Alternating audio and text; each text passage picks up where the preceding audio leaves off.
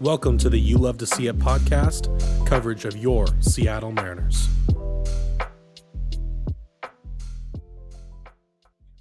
Hello, and welcome back to the You Love to See It podcast, covering your Seattle Mariners. Thank you for tuning in to the pod, which is available on YouTube, Spotify, Apple Podcasts, and Amazon Music. I know my voice may sound a bit rough today. I'm a bit under the weather, but we're going to make it work. I don't have the really nice radio voice like I was kind of hoping I would. I got more of the stuffed up voice, but that's okay.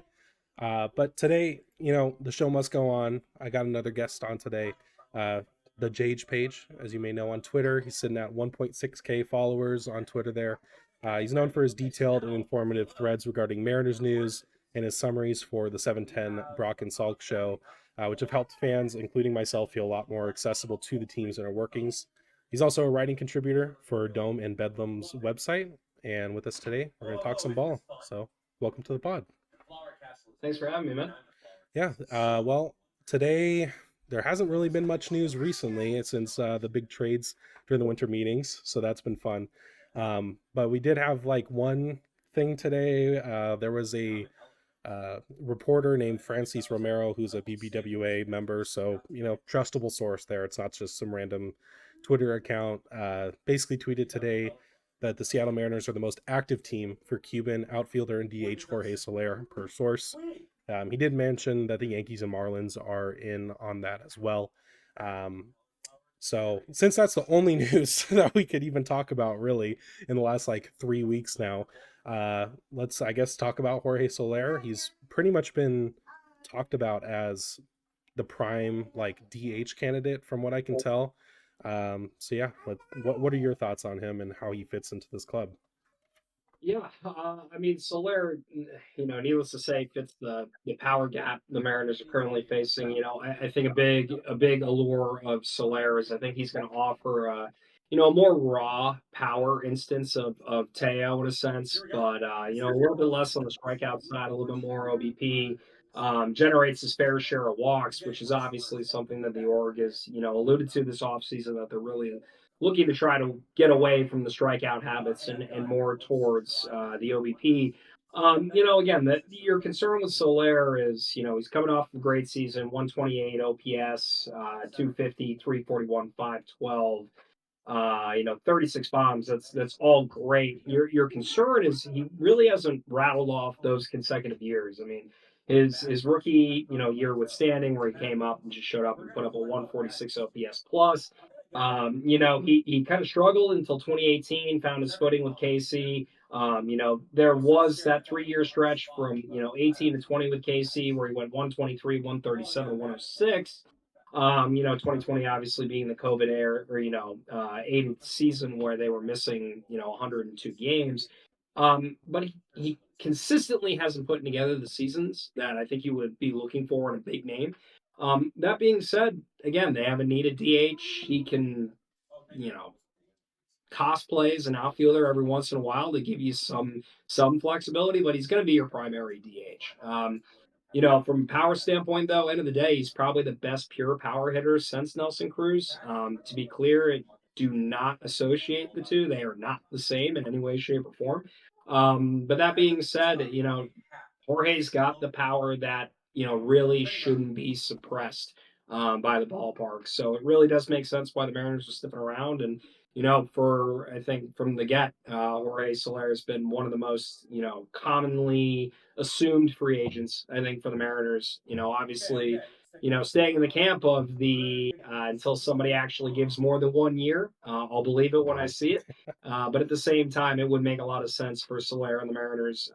Again, from a power gap, but also the same point. Just straight up, the dude can hit anywhere he goes from a power standpoint. And don't discount the fact that his hitting coach from Miami is now with the Mariners and Brant Brown. So there's definitely something to be said there for that for sure. Yeah, and one thing I wanted to look at, especially on Baseball Savant, and I mean, first I'll say if you guys hear background noise on my mic, I apologize. My family is still in the living room with me. My two kids are running around and being rambunctious, so gonna mute my mic as best as I can just to make this as clean as possible. But one thing that kind of stood out for me is Baseball Savant has a specific tab for expected home runs by park. And when you look at it, I mean, honestly, it seems like if he were to be batting at the Mariners Park at T-Mobile, he actually is usually projected to have more home runs than he has. So, uh, from that standard, sounds like T-Mobile actually might be a pretty good fit for him. If, for example, he hit 36 homers last year, it said he would have hit 37 if he played at T-Mobile. The interesting year is 2021. He only hit 30 home runs, and then he would have been projected to hit 36. Granted, that's a couple years ago, so he's going to be, I think, 32 coming up here. So you can expect that power probably be a bit down, but that's pretty much what the main thing I notice with his numbers. Yeah, no, I definitely agree. I mean, again, it's again the lazy man's comp. I think for a lot of people are going to look back at the Nelson Cruz signing. I think a good follow on Twitter is Anders. Durs brought up a good point that the energy surrounding Soler during this free agent courting process, to be completely honest, it gives a lot of vibes of the Nelly deal from a few years ago. Well, more than a few years ago at this point, but the Mariners community felt pretty divided on Nelson Cruz. I think people were upset that they didn't get them or didn't get Cruz the first time around when he ended up getting that 1 year deal with Baltimore, but they ended up getting him here that following year on 4 for 68. And again, I mean, Nelson Cruz came in and probably had one of the most, celebrated careers of a free agent signing in Seattle Mariners history. So, there's definitely a similar vibe of I think there are a lot of people that think Soler can come in and be an impact bat, be a middle of the order guy. And, with the hitting coach he had in Miami who brought the best out of him last year, maybe that carries over and moves forward. But at the same time, there are your fair share of skeptics that are going to say the same thing. It's not consistent. He's had good years. He's had really bad years. And if you're looking at, trying to do an apples to apples comparison and looking over somebody like a Reese Hoskins, who obviously John Morosi has tied to the Mariners several times this offseason. Hoskins has put up almost twice as much B WAR and 600 fewer plate appearances. Now, obviously, Hoskins, different positions, a first baseman, DH outfielder. Honestly, coming off a torn ACL, he's probably going to be a dedicated outfielder or dedicated designated hitter as well. Realistically, if we're playing the game of one or the other, I can understand arguments for both sides. Reese is going to have his injury history that you have to be concerned with, and whether or not an ACL is going to sap any type of power. Soler just doesn't have the consistency that you would like to see out of what very well might be the biggest free agent the Mariners signed in the offseason. Yeah, it's pretty interesting how when I'm looking at this offseason, we come in with it pretty much have three big holes when we start, and then we trade it away, and now we have four big holes. Um, you know, I've always been curious, kind of like where should our priority lie? Should it be in that DH? Should it be in that corner outfield spot? Now that we have two available, I've kind of been more leaning towards, I'd much rather have a couple good corner outfielders to target first. But you know, at the end of the day, I do think a good DH would help, and it seems like Soler's bat would work well. I mean, we know he has the power, and he's a righty pull hitter, so normally you would kind of wince at that a bit with T-Mobile, but the dude's got unbelievable power. I mean, I think you can look back at the World Series in Minute Maid, and he hits it onto train tracks. I mean, I don't think the Marine layer is stopping that. So, No, yeah, no, no, it is not. Yeah, to your point, Soler is gonna be able to have the power to hit through whatever temperature they're gonna be hitting in your April and May months. And again, it's realistically dudes with that type of power aren't going to really be influenced by ballparks unless they're more gap to gap style hitters. Because obviously, T-Mobile is terrifying for people when it comes to extra base hits, doubles, triples get eaten up in that ballpark. But again, Soler is very much a hit bombs kind of hitter. The lineup needs it. And to your point, talking about the where should the bats be added? Whether it's the corner outfields, whether it's DH. To be honest with the Mariners, they just need to add bats. I mean, they're missing probably two starters at minimum if you want to talk about doing some hybrid rotational DH that they've done in the past, even though, Dipoto has mentioned recently that they have looked into the idea of doing a full-time DH here. Realistically, Soler does really fit that profile. And, at the end of the day, I think there's a lot of value in, finding somebody that, you can plug into the lineup similar to Nelson Cruz. He's going to be in there. He's your DH. He's going to be a set middle of the order bat. You're not rotating through things. You're not playing platoon guys to be able to get a rest. And to be honest, again, there was a very important part of Dapota's comment when talking about the bats they wanted to add. They said one and a half outfielders. Whether people, I think, as fans are going to like it or not.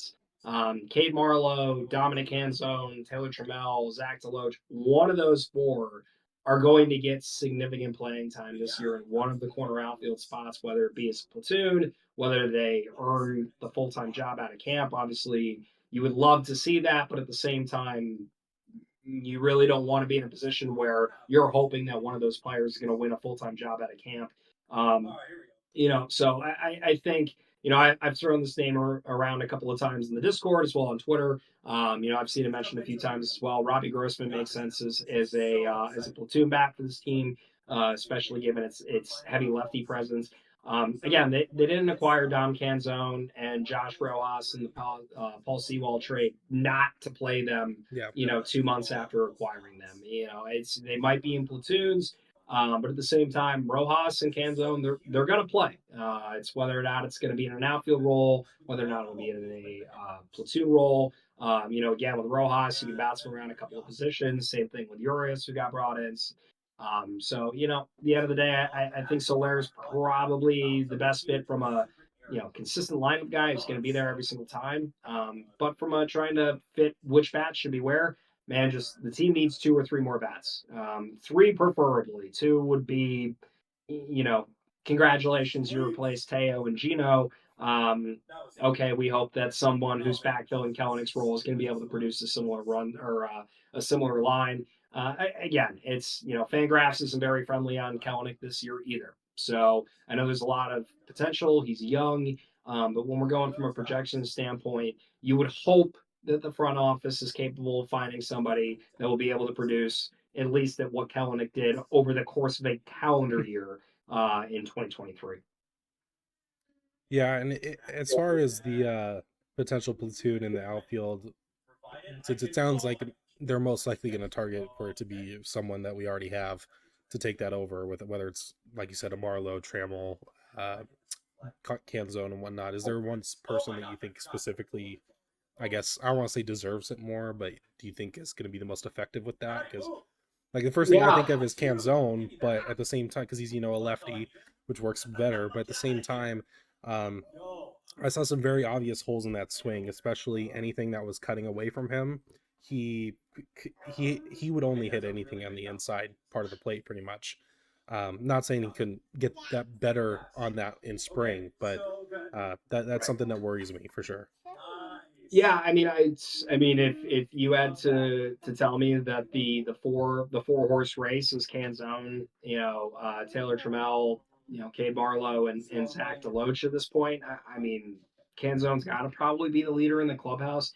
I'm not necessarily saying I agree with that. Again, Mhm. kind of back to my point, they didn't acquire Rojas and Canzone to give up on them 2 months into their acquisition time. And again, Mhm. Rojas had a very strong September. I mean, Yeah. if you can get anything near what Rojas was in September as a full time player, that's great. I mean, that's better than what we've been getting out of the second base position for the org here since basically Cano. And when it comes to the outfield, K Marlowe showed flashes. Had a good strong couple of weeks to start, got hurt, came back, looked rusty, really never found his footing.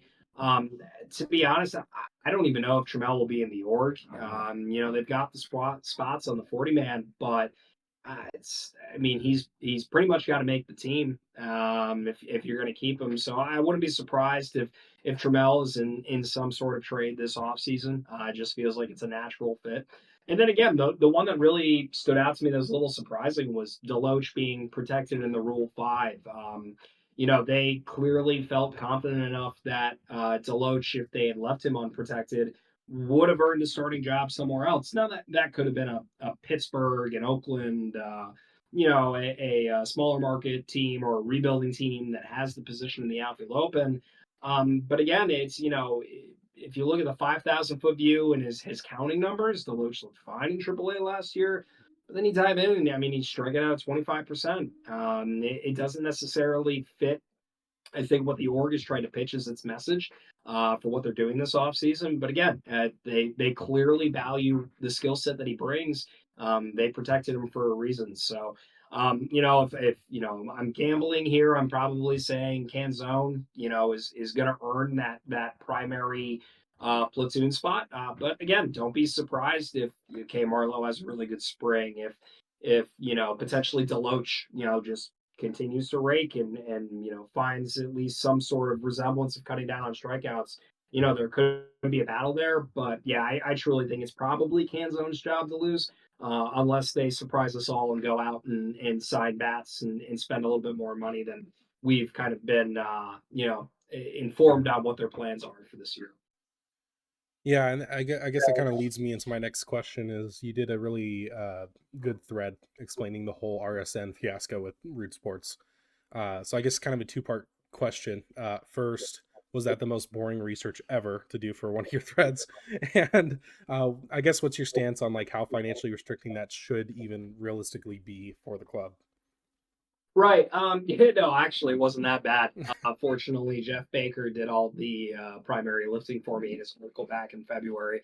But no, to be honest, I spent 10 years working in sports, and I can at least understand the bottom line perspective of it from ownership trying to generate revenue. If you are in a position where the primary of your wealth, or let's say your net earnings throughout the calendar year as a billionaire, is the revenue being generated from the sports team that you don't even fully own, you're as Mhm. part of an ownership group, you are not rich enough of a billionaire to be in this industry, in my personal opinion. Now, again, it's I'm going to echo what Ryan Divish has kind of put out on a couple of occasions. They're not broke. They have money to spend. This is a voluntary choice that they would like to continue to be a profitable organization from a bottom line dollar, which again, as a business, is the smart decision. But from a fan's perspective, that's terrible, and it's not what you want to hear. I live in what can be argued the epitome of the market for this type of mindset in Pittsburgh. This organization has been desperate for a winner for a very very long time. Shout out to anybody who wants to make that trip in August. I'll be hosting some people if you need be. Um, but again, the Mariners really don't have a justification for operating as a bottom third payroll team. And as I've said this before, I don't really care how we build our roster. I don't care if we're spending $300 million. I don't care if we're spending $50 million. Put together the best roster. And what the Mariners have done, at least through the first 60 to 90 days of the offseason, has been subtracting from their roster from a standpoint of at least counting stats, home runs, RBIs. And it's putting a lot of pressure, which is kind of been a Mariners trend for the last 15 years, putting a lot of pressure on younger players that maybe you know are better off batting a little bit lower, or maybe having a little bit more protection as opposed to being pushed into a position where they need to be a significant contributor right off the bat. So again, I'm not a fan of how the organization's handling it. I think it's a different perspective because I can understand the why. The problem is their why doesn't match up with their messaging for the last 7 years. John Stan talking about winning is important, wanting to bring championships to Seattle, and listen, I don't want to take away from things that they have accomplished or have been successful at. They have done a tremendous job developing young pitching, which has really become an envy of the industry of the young pitching that they've collected between Gilbert and Kirby and Miller and Wu. But the problem is you still got to spend at some point, and they never reinvested the Cano money. They never reinvested, in other instances where they've shaved cash. The Seawall deal even looks a little bit more suspicious. here in the last 90 days, given that, you sat there and the reaction to that trade at the time was very much a whelmed one of, okay, that's it. This is it. But at the same time, they were 26-man roster players, and Canzone might have actually been down in AAA at the time. But again, they're shaving cash, and the only reason for that is if you are truly hemorrhaging money, which again the organization is not. They're just not bringing in the level of profits, or they're concerned about the level of profits based on the current cable situation. Yeah, and I think as at least from a fan perspective too, you see that Forbes article come out a couple of years ago saying that they're number one in operating income, and I mean, judging by this last season after we break the drought, it's hard to imagine that we weren't at least top three with, you had to have attracted more people to the ballpark. Uh, the giveaways, I mean, I know that Mark from Maple Valley or whatever they're called in Nebraska would hate me to talk about this, but I mean anytime I went there and it was a giveaway day, I mean, the lines are just insane. So they, for me, it's hard to believe that they're not going to be top three again. And so Right. then that really just plays into the exact same question, right?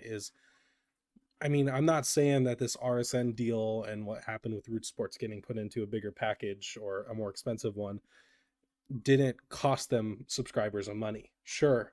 But Sure. at the same time, the best way to get those subscribers again is to make a good team that is going to, you would think compete for a World Series.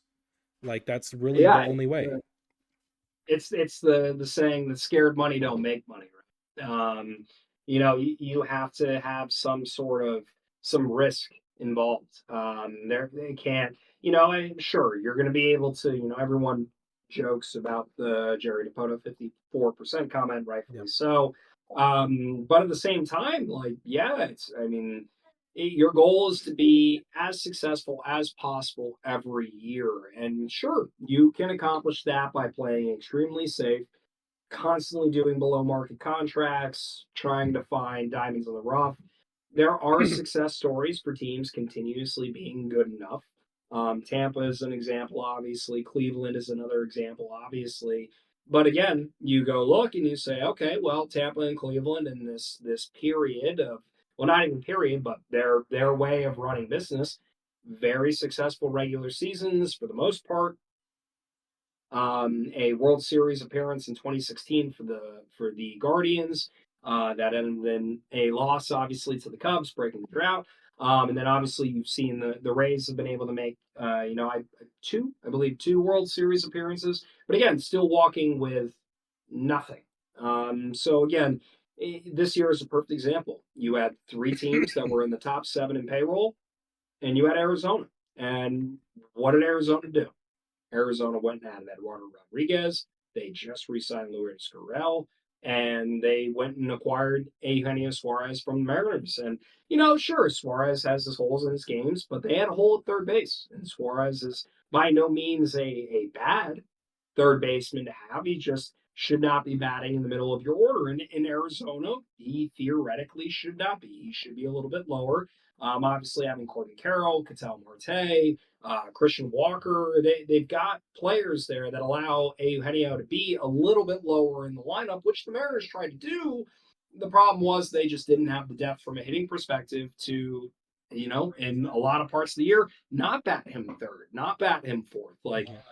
Eugenio is a phenomenal player. His vibes are immaculate all the time, plays tremendous defense. He should be a number six hitter on very, very good lineups. And, even with Cal Raleigh, he's a perfect example who's even made the same comments. I believe he even made the comment in the recap that I did for his interview with Brock and Salk here on Thursday. He doesn't think he should be a number four hitter.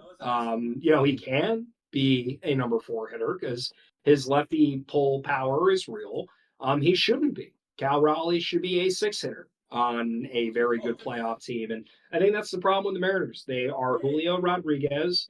Obviously, we're hoping for a continued renaissance of JP's offensive prowess, but they're basically Julio, whatever JP might be this year, And even when they had Teo and Gino and last year's team, a bunch of six hitters, and they really didn't have those anchor bats. And I think that's why the fan base is extremely frustrated, right? Not being in the Otani market, not being in the past markets these last few years, the Marcus Simeons. I mean, yes, they were mentioned, but they were mentioned because they were in for 5 years, not for 7, where Texas went. And it's pretty common knowledge that prior to Thanksgiving, Trevor Story alluded to being the guy that was going to sign in Seattle. They were going to give the big offensive contract. Something happened over Thanksgiving. He came back, said, I'm no longer interested, signed with Boston later on. But again, that's also the concern when it comes to Dipoto, is you go look at the bats that they have targeted in the past few off seasons when they had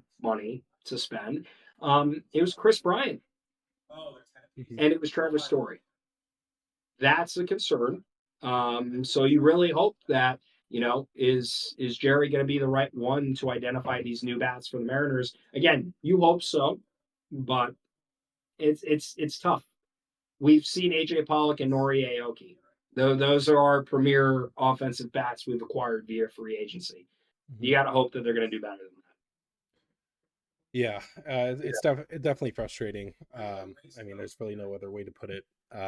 There's definitely something that goes on. I mean, and I think it was Scott Boras who even said that he hates working with Seattle on deals, which I mean, who knows who's at fault for that? But when you look at I the would also say, listen, I agree with a lot of people when I've even been somebody that said that I feel like Boris is he's being smart. I mean, again, Boris's job is to make sure that every single market in Major League Baseball is going to chase his clients every single year. If the Mariners have voluntarily removed themselves or involuntarily removed themselves due to what they're willing to do financially, um, Scott Boras is doing his clients a disservice by not trying to get the Mariners to change their perspective on how they're going to spend. Now, again, there have been plenty of people that have commented on Jerry's reputation around the league. Obviously, I have no understanding of that whatsoever. I'm not that tied in. But at the same time, again, if I'm a baseball player seeking a 9-figure contract, I want all 30 teams involved. And if a team like the Seattle Mariners, who have a young nucleus, who have won 88 plus games for 3 years in a row, I would want them bidding on my services. I would. But again, I think that was Boris's also attempt to continue to drive the market, and rightfully so, because he's the best in the business at what he does for his clients. So I wouldn't expect anything less.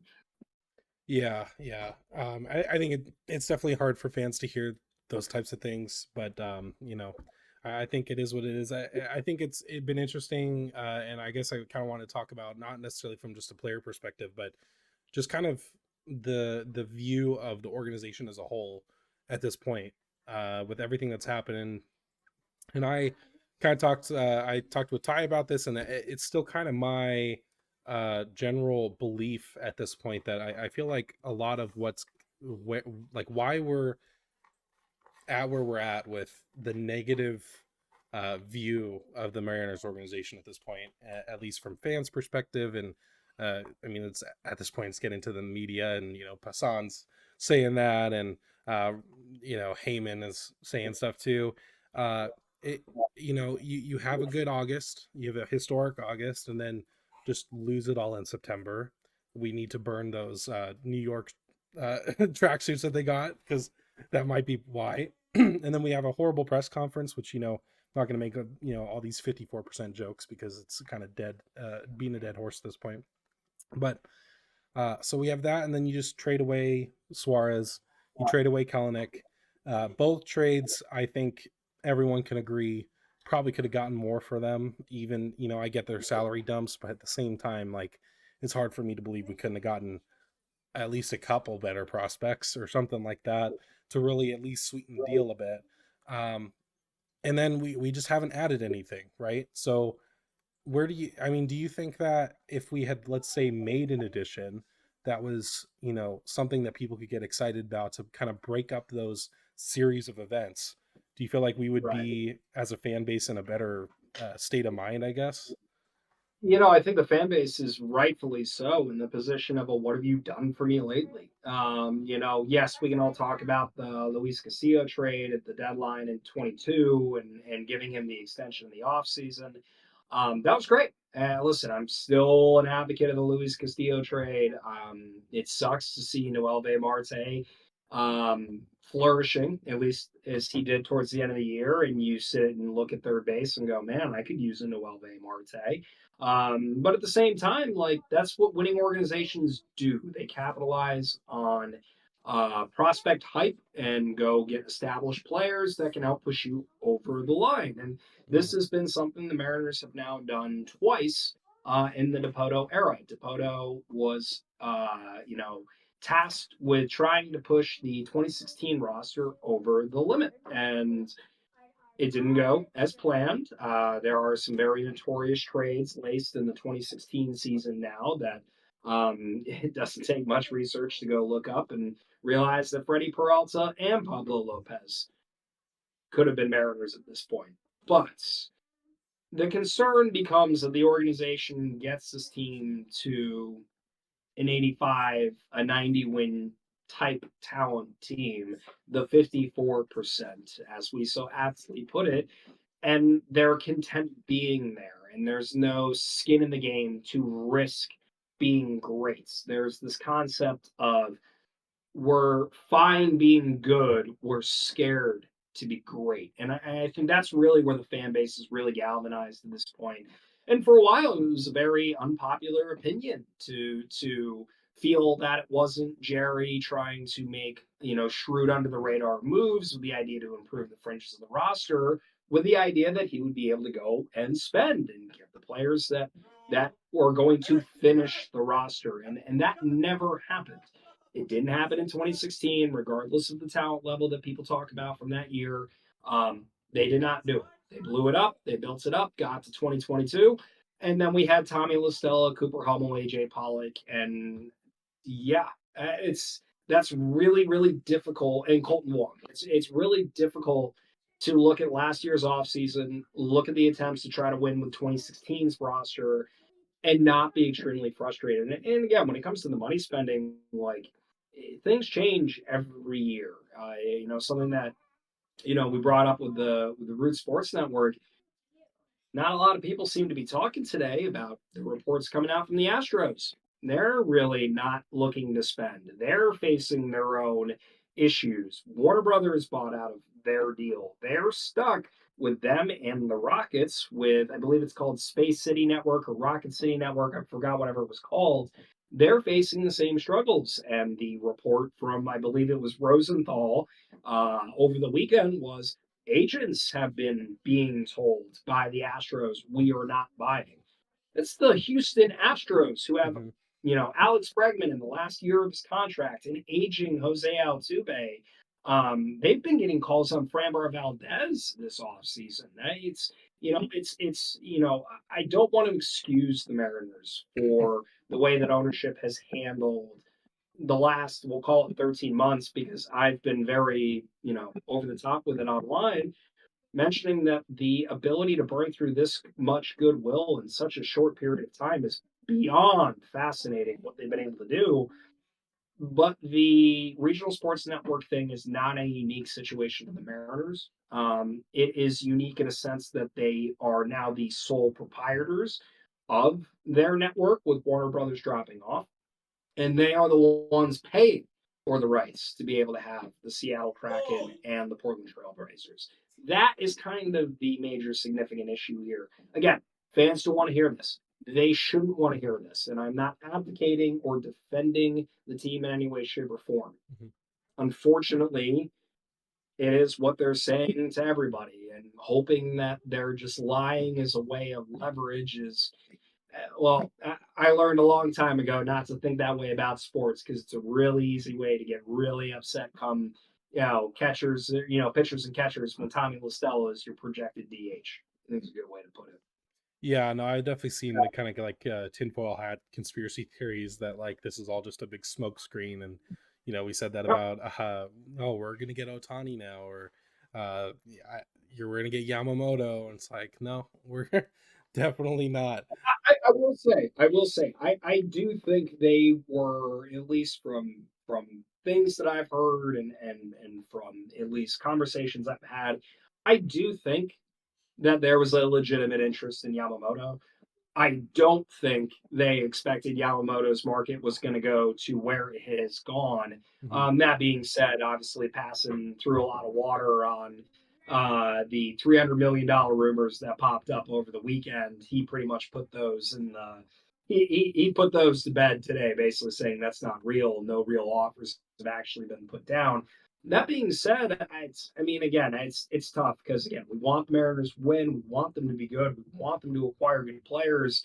If you're working with a budget and Yamamoto is about to get, let's call it 250 million over, let's call it 10 years, 25 million might not sound like a lot of money, and it shouldn't be given where they are with their current salary commitments.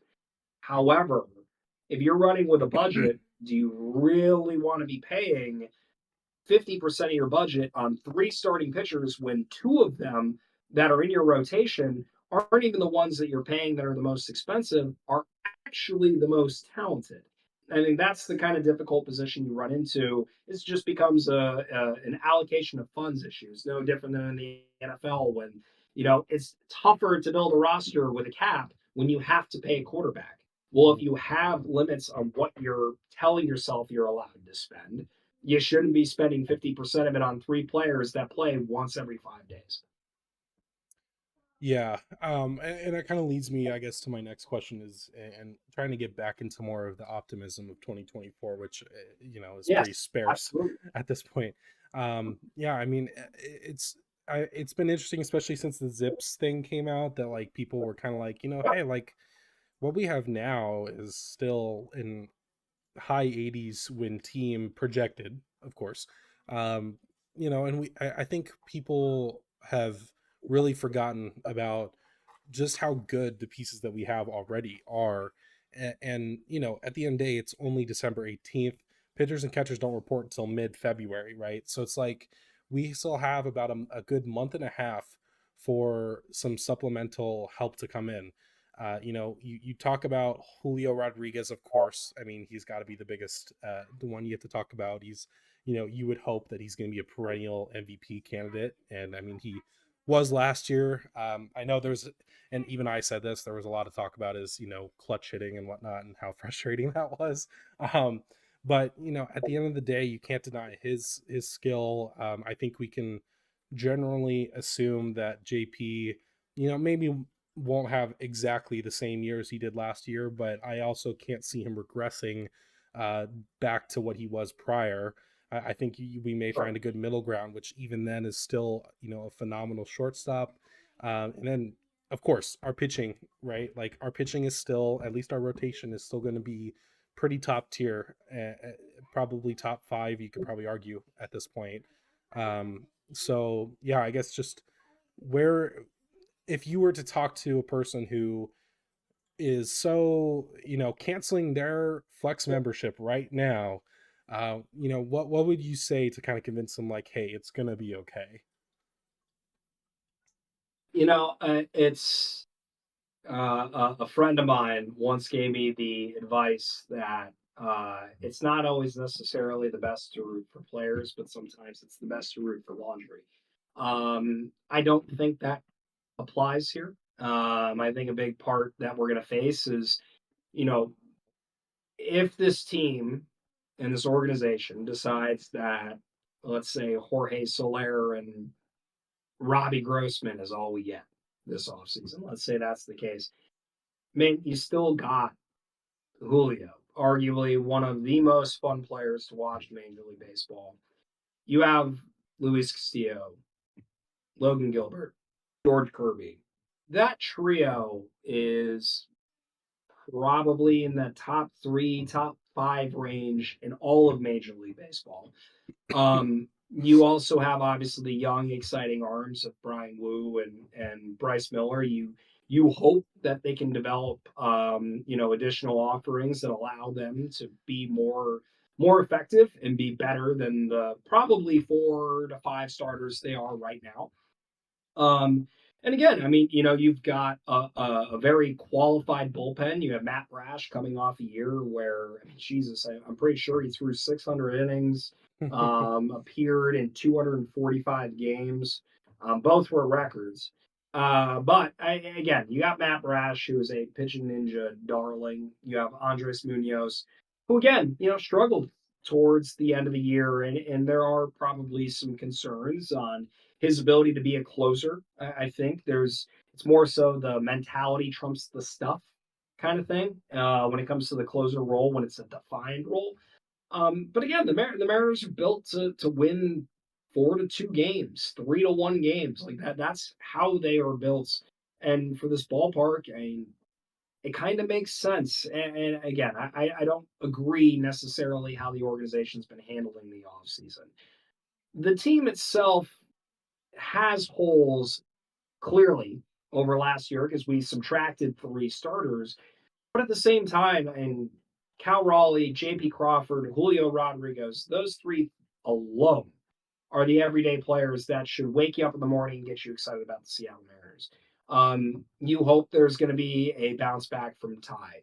You hope that Josh Rojas is more September than August. You hope that one of the young outfielders pops and can be a good platoon player.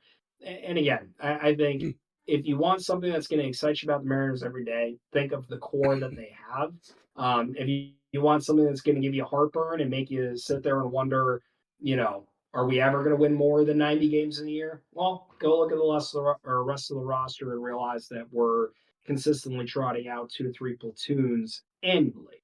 The moment the organization can kind of push past that, I think the fan base will be in a better mindset.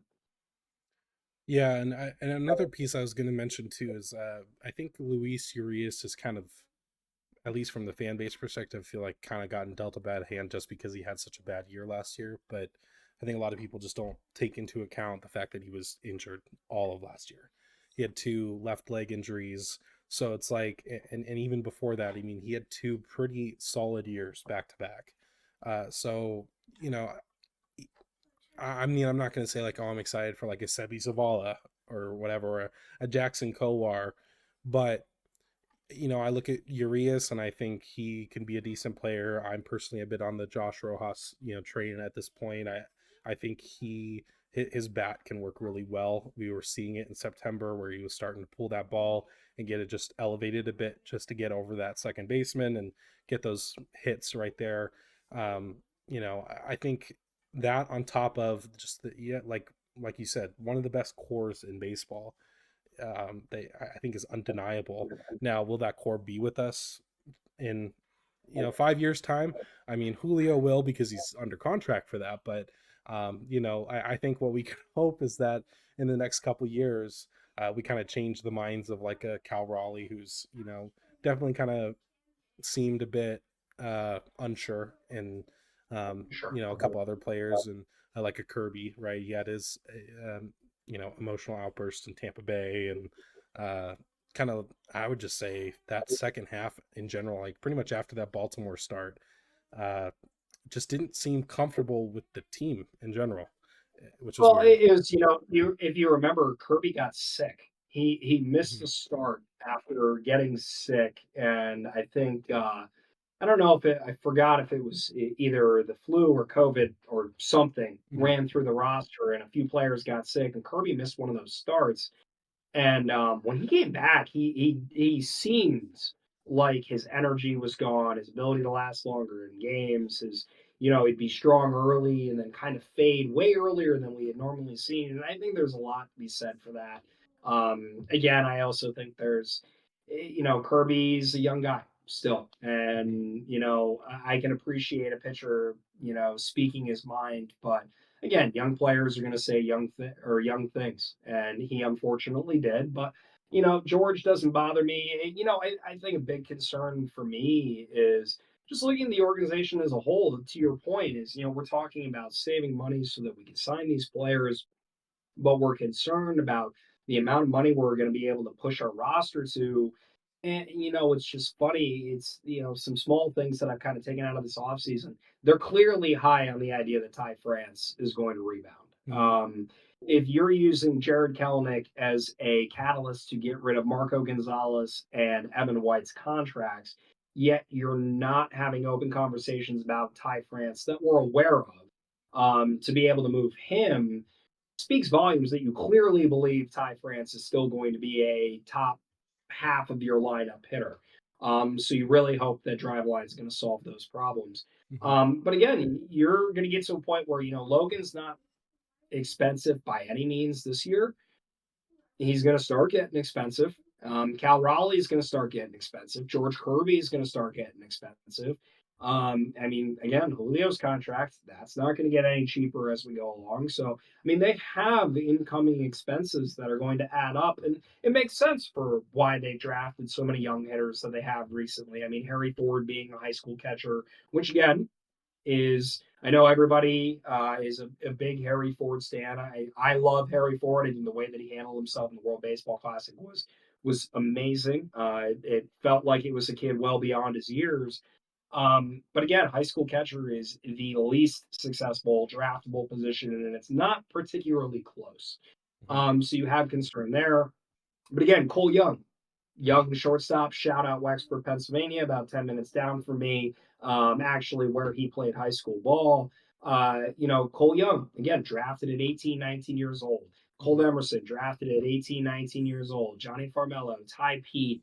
I mean, they're very, very clearly loading up on these younger high school guys because you can kind of get this vibe that if they're not used to be the catalyst to go get the pieces to make your team competitive, they're going to be those pieces to make the team competitive. At least the organization is hoping they will be, Mhm. while the prices for Cal, Logan, and Kirby get more expensive. And again, in theory, it's smart, but it's a continued concept by this organization to put significant amounts of pressure on younger players to contribute and contribute quickly.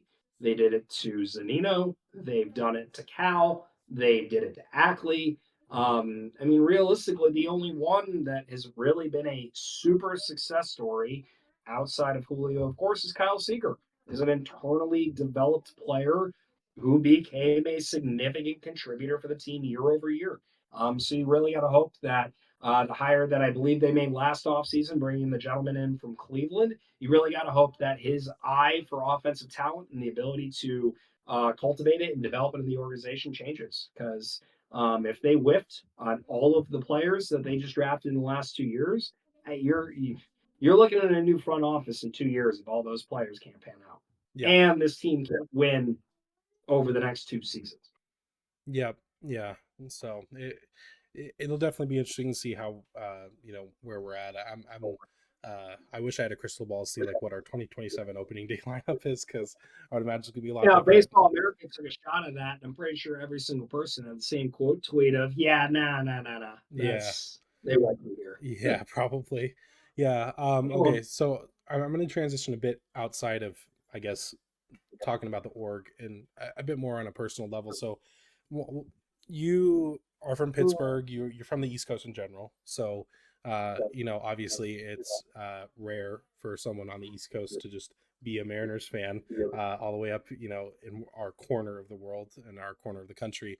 So, and you've said it before on Twitter, kind of like that Ken Griffey Jr. was sure. really that that introduction. So I guess just expanding upon, what about the Ken Griffey Jr.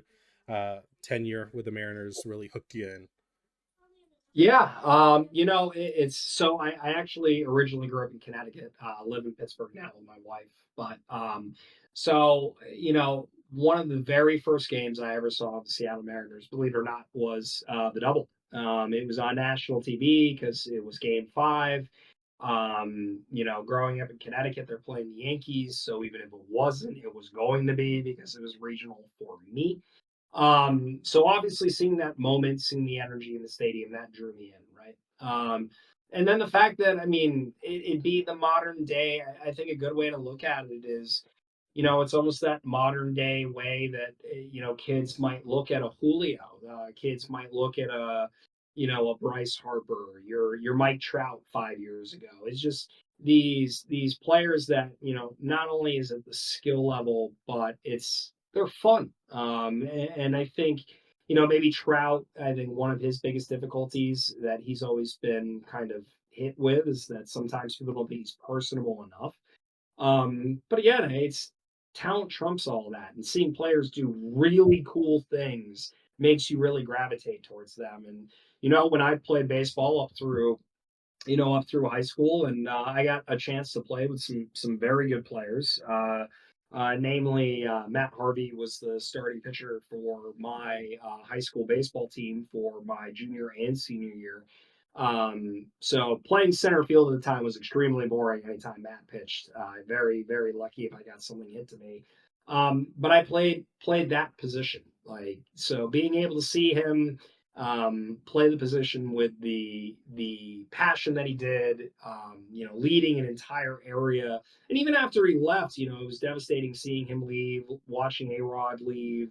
Obviously, the Randy Johnson trade. I still remember going into 2001. At the time, I was 12 years old, and just assuming the team would be bad because I was a 12-year-old baseball fan. All the big names were gone.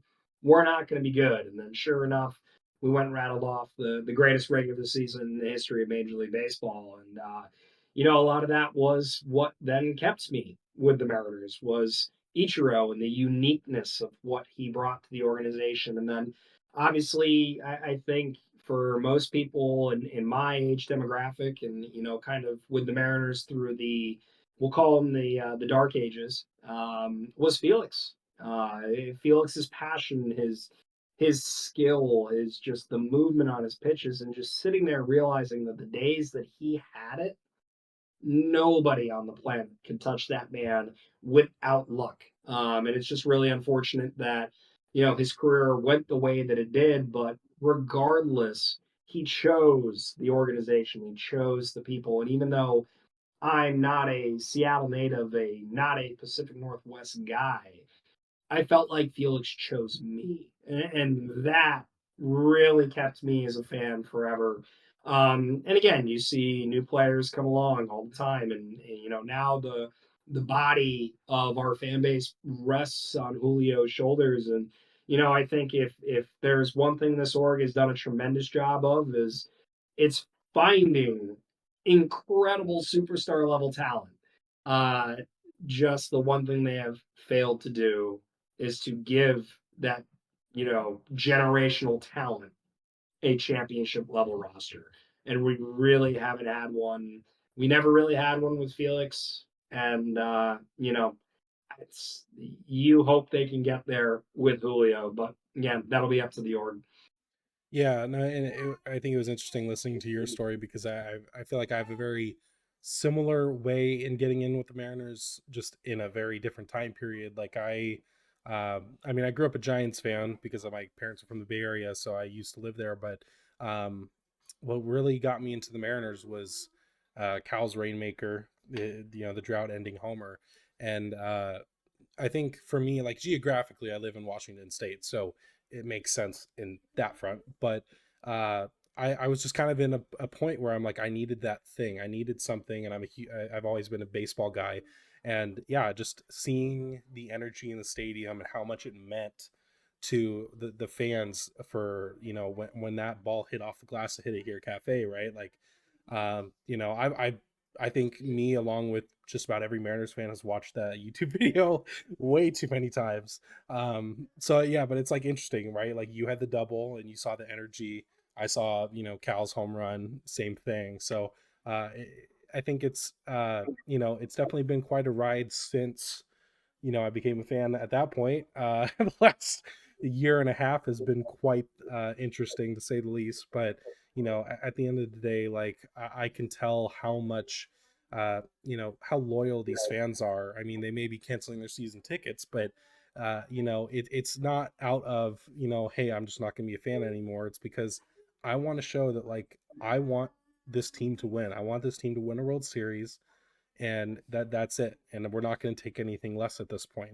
You got that taste of the playoffs, and in my opinion, you need to be shooting for the playoffs because you never know what's going to happen. We just saw it with the Diamondbacks, right?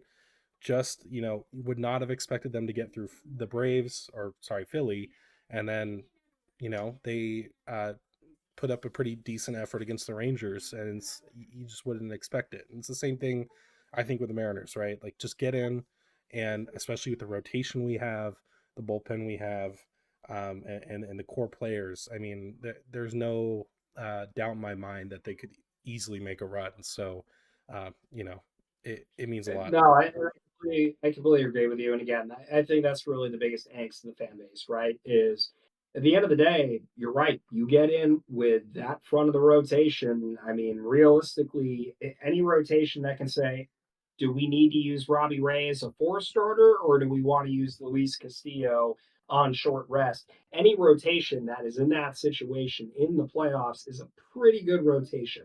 Mhm. The biggest point of contention with the fan base by far is that they put themselves in this position voluntarily every year that if it all goes right, Hmm. we can get there. Yeah. And they clearly have the space to spend. They're choosing not to do so. But if they were to add those additional bats, they Hmm. were to add those additional pieces, you lower your likelihood of, well, if things start to go bad, we can still survive. Perfect example being last year. You needed a historic August to put yourself in a position to make the playoffs. You followed it with whatever September was, and that put us in a position where we missed the playoffs. And it's difficult because you sit there and you go, this team rebounded from the Seawall trade, and Rojas was arguably one of the two or three best bats on the team the whole month of September. Fact of the matter is, the big names didn't produce. Julio had a very bad September. Teo had a horrific September. Cal had a bad September. It's unfortunately there's also very much the baseball happened, but that doesn't happen as much if you're not relying on Dom Canzone, if you're not relying on the days when Cal can't play and you got to trot out Luis Torrens. Shout out the Muse boys. No harm against Luis Torrens. But realistically, again, they put themselves in a position when their best can't go or when their best aren't at their best. They are not a good team. And that is very, very difficult to continue to survive year in and year out for fans. So again, I don't tell people how to fan. I understand the people that cancel. I understand the people that stay. Um, Realistically, for me, a long time ago, became look at it more analytically, look at it more callous because it's tough. I know for a fact the moment they win a World Series, it's going to be some real ugly alligator tears.